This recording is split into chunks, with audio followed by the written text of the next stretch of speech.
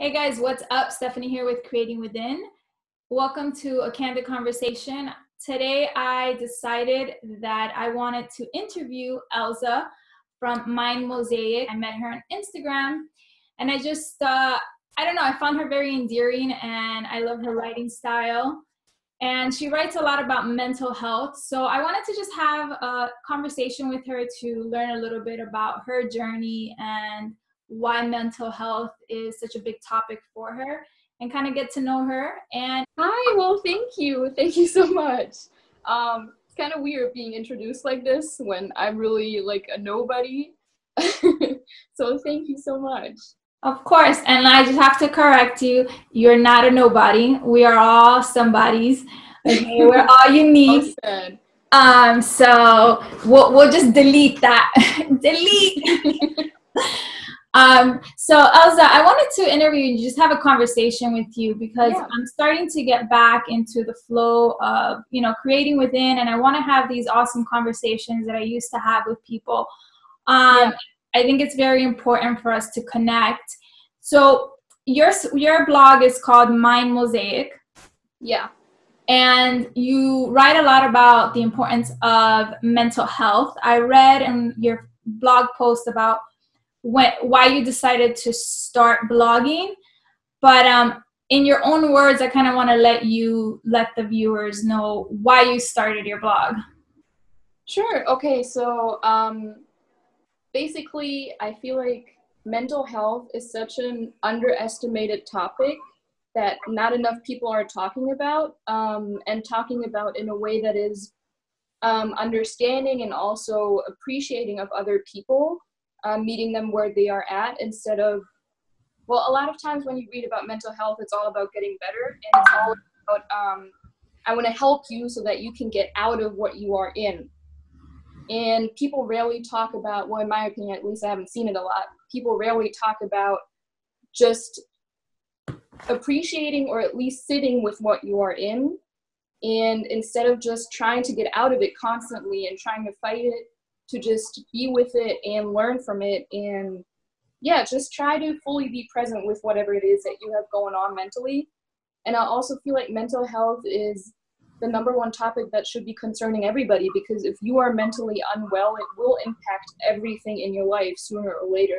You can't really run from it because we basically live in our minds all the time. So I just felt like it was a really important topic. And I myself, as I'm sure a lot of people out there, are struggling with mental health issues. I myself do not have an illness per se. I just struggle with it on a daily basis, like a lot of us. But I also have personal experience with people in my family and people very close to me that have very, important issues, very strong illnesses that really impact their lives daily. And I feel like people like that need a space to express themselves and be okay with being ill, basically. Yeah, I agree with you. That's beautiful. Yeah, that's one of the things that I read on your blog. Um, in you starting Mind Mosaic was the fact that because especially social media being so prevalent these days, everybody wants to Yeah, talk about, the beautiful side, or we all want to be really positive, especially I feel too in the spiritual community, because it's gone more mainstream. Everybody wants to be radically positive, which is great, but at the same time, you have to be positive, but not, which is what you said in your blog, not dismiss your emotions. And there was something that you said that I liked. You said you want to normalize those feelings and experiences. So basically, you want to normalize and you want to let people know that it's okay to feel shitty or to have bad yeah, emotions, because we all have them. definitely, definitely. I feel like it's so normal, as you said, with social media being so prevalent, it's so normal to be happy all the time, to be rich and successful, to have excuse my French, a shit ton of friends and go partying all the time and still keep up a 4.0 GPA and basically get a doctor in medicine or whatever you're doing, and balancing all this stuff, and still be smiling every single day in your posts and in your Insta stories. And I know people out there that are genuinely like that, happy all the time, and I appreciate that. That is amazing. But I also think it's amazing if people have the strength to not be happy all the time, because it does take a lot of energy and a lot of strength. And it should be normal to not only feel one emotion, because we do have such a wide variety of emotions. So denying 95 for one emotion it's sad for me, because I want to feel sadness, and I want to feel anger, and I want to feel jealousy, and all that there is, so that I know what happiness is, which is this famous quote that so many people quote on Pinterest, but it's true. So I don't know, I want every emotion to be on the same level. I don't want one to be good and one to be bad. I just want them to be. And that is very hard, but I think it would be helpful for everybody. That's interesting that you say that. Yeah, as humans, we like to categorize things into good and bad. But I guess let me play devil's advocate and ask you a question. For those who would say, okay, yes, of course it's okay for us to feel bad, but isn't social media, like, people want to spread positivity, so isn't it better for them to share the good times? Or do you feel that in only sharing the good times, it puts more pressure on people to live up to that kind of reality that people are putting out? Or should people also share more their transparency, I guess, when they're not going through things? But then some people would perceive that as, oh, people are throwing negativity out there, this person's negative. How would you answer that?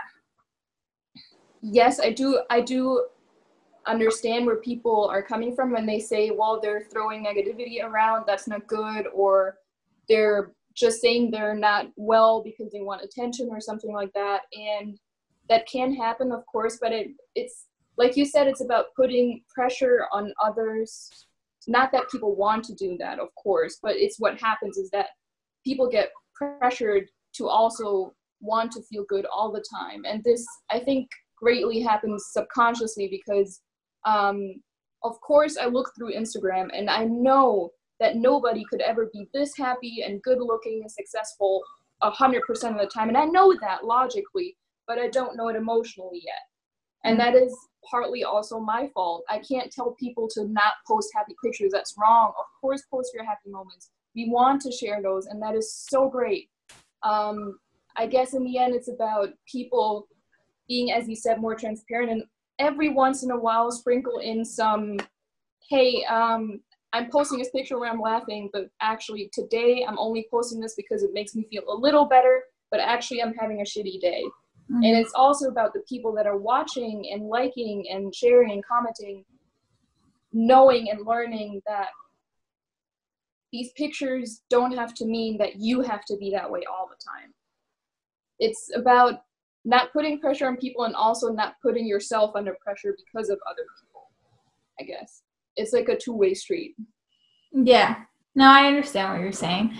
Yeah, absolutely. What you're looking for, your message is you want people to know that it's okay for them to feel, which I'm totally with you there, because I feel that part of the spiritual growth and true journey in spirituality is not a lot of the fluff that's out there. It's really about doing the work, and a lot of it is being able to own what you feel and not run away from it, because that's where the growth happens. And because of social media and the way that technology and life is moving so fast, I feel like it has put that pressure on us even more so, to kind of distract and to gloss over our life and to always feel pressure. It's a great distraction. And I feel like with spiritual work comes so much pressure anyway from the outside to be constantly progressing. And it's intense, and it can get very dark, and it's all about, for me at least, it's all about accepting that sometimes you're not well, and then if you're accepting of it, you will start being more comfortable with it, and that will eventually leading you to not per se liking it, but maybe starting to love the feeling that is not so good, quote unquote. And that's what I feel like spiritual work for me is about. I know that's not everybody. I know a lot of people that do spiritual work and they're very well in the positivity field, and that's what works really well for them. I'm just saying it doesn't work for everybody. So I feel like if you just appreciate everything that you're going through, you will start loving it eventually. And Hmm. that's, I think, really important to actually go through it and not around it. Yeah, no, I'm with you there. I've gone through the gamut of it, so I know what it is when you ignore your feelings or you pretend it's not there. They tend to manifest in different Yeah, ways. that will come up eventually, definitely. Absolutely, yeah. So no, I think this is a powerful message, and the fact that you feel very passionate about it. It seems like you do have close people in your life who are going through certain types of mental health issues, and then for us every day, I mean, I think we all struggle with this. It's part of being human. It's the fact that we have emotions. That's what makes us human, and it's the most difficult part of the human experience. So what do you feel like for the people around you? How has that affected you, and how does it affect them and their everyday life? I feel like that's a really good question, actually. I feel like it brings people out of, I call it the flow. Basically, for me, what the flow is that you listen to your feelings constantly, and instead of only letting logic lead you through your days and through your life, you also listen to your internal compass, basically. Like, you listen to it and you follow it, and then you get this feeling that it's just the flow. It's the flow. It literally feels like the flow, and it might not always lead you to good stuff, but it will always lead you to what you need and what you need to go through.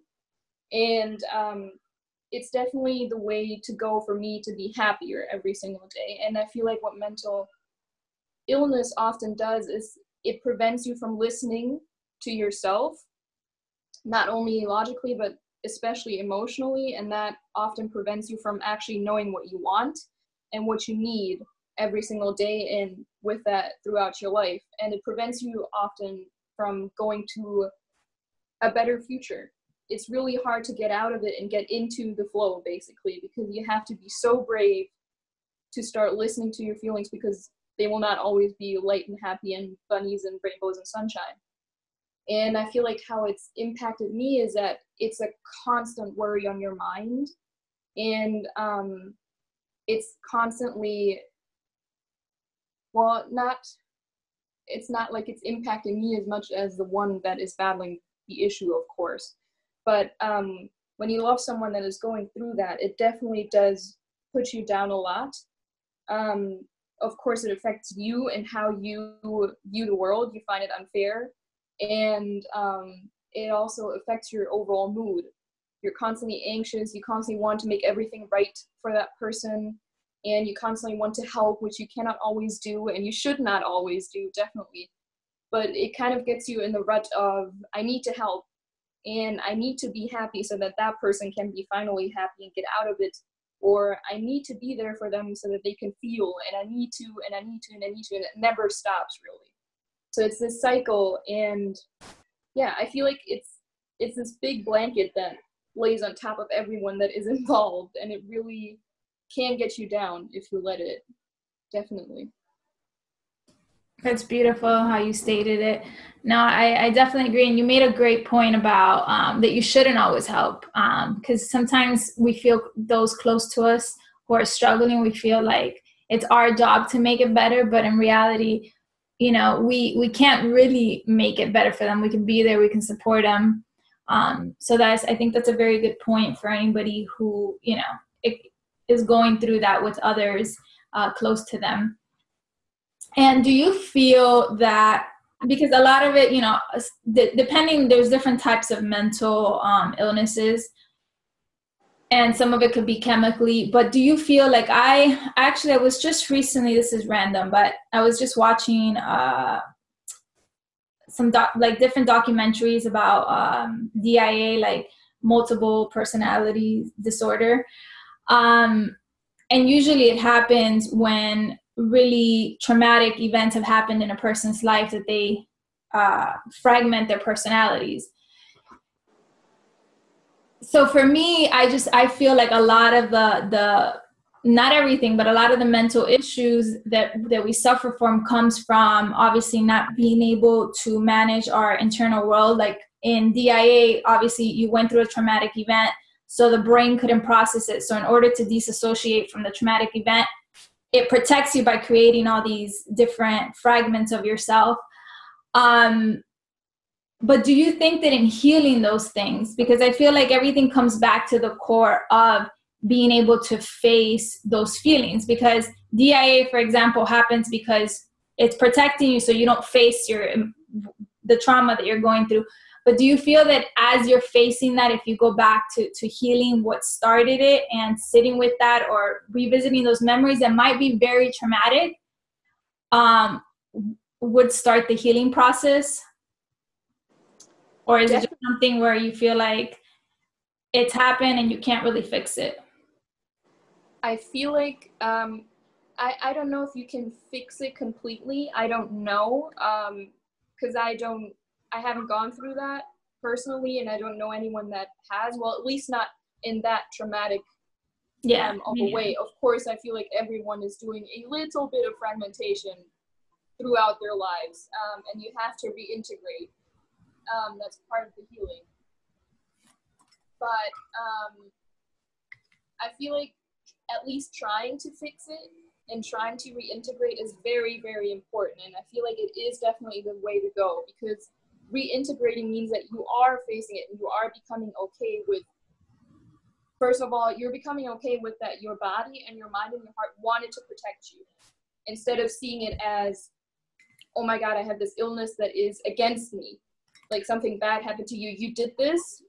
Well, subconsciously you did it to protect yourself. And that is something that you can love about yourself, is that you wanted to protect yourself, which I think is really important, recognizing that first. Because then you look at the whole thing way differently. And when you then try to reintegrate, it's done more lovingly. But yeah, I don't really know how people do it. It's a really hard thing to try to do. And I'm really, like, I admire people that go through stuff like that and try to reintegrate it and are brave enough to try, because it is a way to go, I think, to try to fix it, if that is something you need to. We always say fixing it, but yeah, I thought about the word after I said it. It's not really fixing, because it was interesting. I just brought it up not because I figure obviously you're the expert or you've gone through this. Yeah. In the topic of it, I like to have these discussions, because I was watching the documentary and I found it so fascinating, because it was different individuals and they have different degrees of it. But it's not so much that it's even a thing to fix, because some of them have been able to live with it and it actually works really well, and then others are still struggling. So there's different degrees to it, and it's not really something to fix. But I guess my bringing it up was just that I noticed that at the end of the day, like, everything still comes back to, we have to face the aspects of ourselves that we don't want to face, because, like you did say, we all experience refragmentations to certain degrees. I know I have. Like, there's been times in my life where I've completely got misaligned, or I went through something and I noticed how it affected me and how I fragmented. I mean, not to like a huge degree, but enough where it certain parts of yourself that's not really you, when you're in certain situations, you act a certain way. That happens to me so often, when it's like, I call it the fragment that's talking, when it's like something that I know I haven't really faced yet, and it starts talking in a critical situation. It's almost like I watch myself talking and I know for a fact that it's not really right what I'm saying, and I can't really stop myself because I haven't really worked through it. And I know where it's coming from, but I still can't stop myself yet. So I definitely know where that's coming from. It's really hard. It's interesting. Yeah, no, I went through a period of that. I was actually working with a close friend of mine who was a channeler. At the time, I had just gone through it wasn't like a traumatic, but for me, it was like, it created some sort of like impact in my life, because I went from being authentic to not being authentic, and I created all this shame and guilt inside. And then I guess I fragmented different aspects, but I didn't notice. And then working with him was so interesting, because he was so in tune. So he would show me like different times that I was not myself. He's like, oh, look, that's not you right now. And then I would notice that in certain situations I would harden up more, or I would put up this tougher exterior, or even sensations in my body would change. Like, when I was in one aspect of myself, let's say I had sensation in my back. I was more sensitive. Mm-hmm. And then when I was in another aspect of myself, I didn't have those sensations. Like it's very interesting. It is. I find that fascinating. It's also what I oftentimes have is that I feel blocked off my body. Like I generally can't feel certain parts of my body when I'm in that phase of like seeing, damn, that's really not you fighting right now. You're just hurt. So, but I can't really like I'm a person that's really in the body when it comes to feeling emotions. I don't really have words for them. I just know where it is and how it rises up in the body and how it flows back. And when I can't feel certain parts, I know that something's wrong. That's how I generally know and try to find it. It's interesting. That, yeah, because you bring awareness to the body. It's there. I talk about that a lot in the sense of sometimes when we are going through emotion, it's very important to train ourselves. It looks like you do it naturally, but to train ourselves where the sensation is coming. Because the body, sometimes, even if we are not conscious aware of the emotions, the body's always telling you stuff. So if you're uncomfortable with something, or even like if somebody's stepping over your boundaries and you don't really know it consciously because you don't have well-defined boundaries, your body's telling you. You might have like anxiety in your chest, or your chest tightens when somebody does something. So it's cool that you brought that up, because I think for those listening, it brings them awareness to just check your body next time you're going through something and see what's coming up. Definitely. It really helps. It really does. It's even like I said on my blog, I have an article about how to explain emotions to other people, because I know that it's not easy to do so. And a lot of times we do not have words for it. So trying to explain how it's happening in the body, like saying, I don't know what this is, but it's heat rising up from my gut and it just wants to get out of my mouth, and that's why I'm screaming. Saying that really helps the other person to really understand, instead of just saying, I might be angry, I don't really know, I'm also disappointed. So saying that next to maybe saying that, and then saying I might be angry and disappointed and whatever it is, and then getting that complete picture to the other person, I think is really helpful. That's good. Yeah. So can you share a couple more tools and tips that you use in order to feel and process your emotions?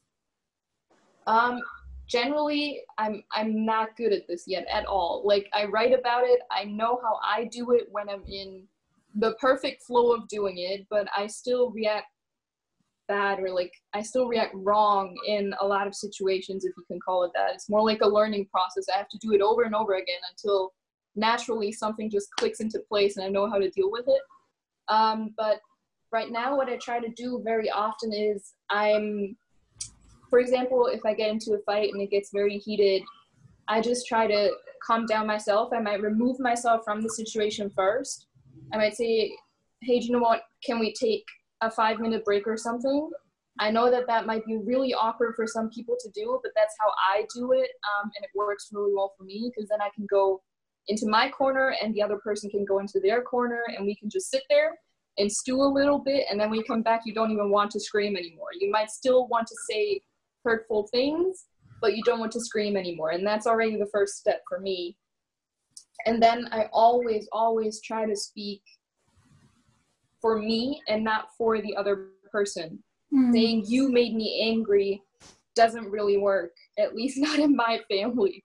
What does work is saying, I'm angry and it happened because this and this triggered me.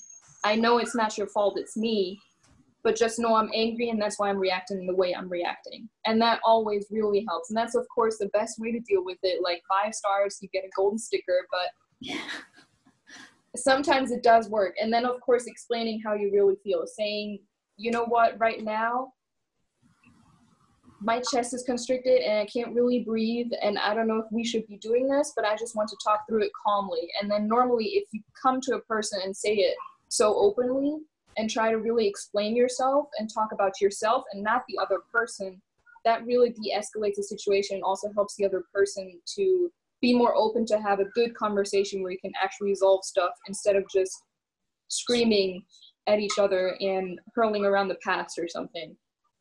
Yeah, absolutely. I think what you just shared is beautiful and very valuable information for anybody listening and who can really take it in. First, you put yourself as, you know, I'm not an expert, I'm still learning, but that's what it is about.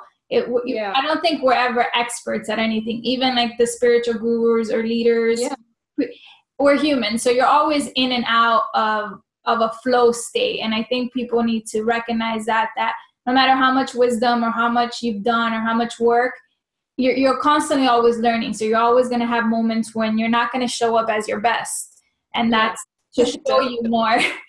But I believe, and from listening to you and just even energetically when I connected with your energy, you're very genuine and very in tune and aware of yourself.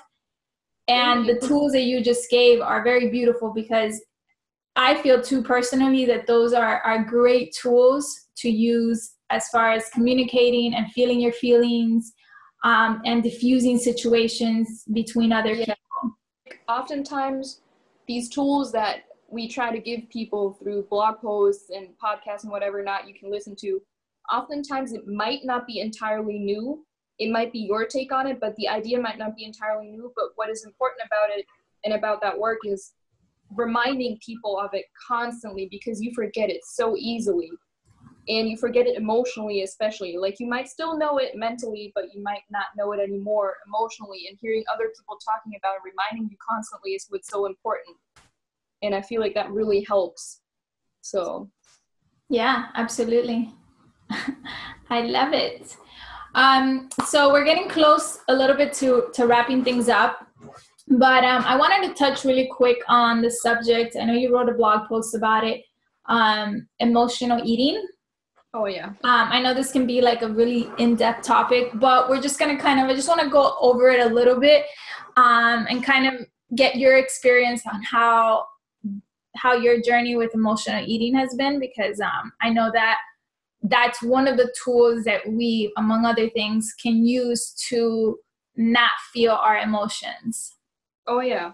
It's a great distraction. And I feel like emotional eating is just one way that a lot of people use. You could have anything as a distraction, be it Instagram. That's a great distraction. It's an amazing app. It can also be an amazing distraction. Netflix, music, computer games. Walking your dog can actually be a distraction. Working out. Working out is a great distraction. I used to do that all the time. Working out while you're listening to music, so you don't feel the pain from working out because you're overworking out. That is also a great distraction. Like, constantly doing stuff, like multitasking all the time, is a great distraction. And emotional eating for me, it turned into real binge eating for a while. And it wasn't pretty at all. And it still sometimes is an issue for me, but not as much anymore. And I deal with it completely differently. And dealing with it differently starts in your head, definitely. Because I used to get mad at myself for reacting the way I did and coping with stress and other problems the way I did, which was by eating at 10 p.m. until it hurt and I could physically not eat anymore. And I used to hate myself for that, which is why I listened to podcasts about mental health issues and spirituality, because then I thought I was doing something productive. Like, I tried to trick myself into thinking that I was actually doing something nice for me to distract myself from what I was actually doing, which is shutting something out by eating. Mm-hmm. So it was a distraction on top of a distraction, and I had to get through the first distraction to get to the emotional eating first. And what really helped is just mindfulness meditation and being extremely aware of your body, because that really helped me to know you're actually hurting yourself right now. You might want to look at that. Is what you're running away from really so bad that you want to hurt yourself this much? Or is it just easier to deal with it and eat your chocolate later, but eat less. And how do you get aware of your body? That's where, for me, working out came in, actually. A lot of people will now say, well, you can do yoga, and of course yoga is amazing. I do it every single day. It's one of the best things to get into your body and really get mindful. But for me, what really helped is working out without any music. No music, no podcast, no YouTube videos, no Netflix, no nothing. Just purely working out, because I feel like not a lot of people do that, because you try not to think about working out while you're working out because you don't actually want to do it. And I tried to get myself to actually want to do it. So every single time I picked up my dumbbells or I went kickboxing or whatnot, I really tried to feel every single motion that I did. And eventually you do start feeling more. And that really helps immensely. And I feel like it's really shitty to say that, but there is nothing that you can do to make this easier. There is no trick, no shortcut. You just have to keep on doing something that will remind you that you have a body that is living, that is pumping blood, and that can feel pain, and that can feel relief, and that can do so many amazing things, and you don't want to hurt it. So if that for you is yoga, it might be cycling, it might be swimming, whatever it is to get you into your body. I feel like sports and activities like that are really great. Playing with your dog and completely focusing on how you're running and how your dog is running next to you and how his body is so different to yours, but how you're both still breathing and pumping blood and being active. And I feel like that really is a great way to do it. Like, if anyone has any tips, anything other than sport, then please hit me, because I do still need it. But that's what really helped me. Thank you for sharing that. No, I think that's a great tip. Yeah, and just to add to that, I haven't experienced too much like emotional eating, but I remember that a few years back, I actually made a video about it. I had an experience where I was like, oh my God, now I know what it feels experientially to eat emotionally, because you do it unconsciously. Yeah, definitely. It's very one day I was going through these emotions and I was feeling sad or whatever because of something that happened. And I remember I started eating, and I ate a lot to the point where I was like, I got so full. And then the bright thing, I decided, oh, okay, now I'm going to do some inner work. I'm going to try to go into my feelings without realizing it. And all of a sudden I'm like, I can't feel my sadness. Yeah. I was so full that I could not access my emotions. And then that moment I had, it was like so beautiful. I was like, aha. I was like, this is what it feels like, because you're not conscious of it. And I never had that experience. And in that moment, I recognized how easily we can eat away our emotions, because you literally can't access them when you eat that much. You lock them away. It's like you get too heavy to feel. Yes. You literally get too heavy. Like, your body can't let your mind think about anything other than, I'm hurting because I'm so full. You should be nauseous right now. Yes. That's all that can happen, because your body is sending like stress signals to your mind. It's like when you scab your knee really badly and all you can think is pain until you get something on it or take some painkillers. Yeah, it gets bad. It can get bad. But as I said, it can be emotional eating. It can be anything else. Literally. It could be listening to, I don't know, a really great talk about biology. It literally could be anything that can distract you, as long as you're running away.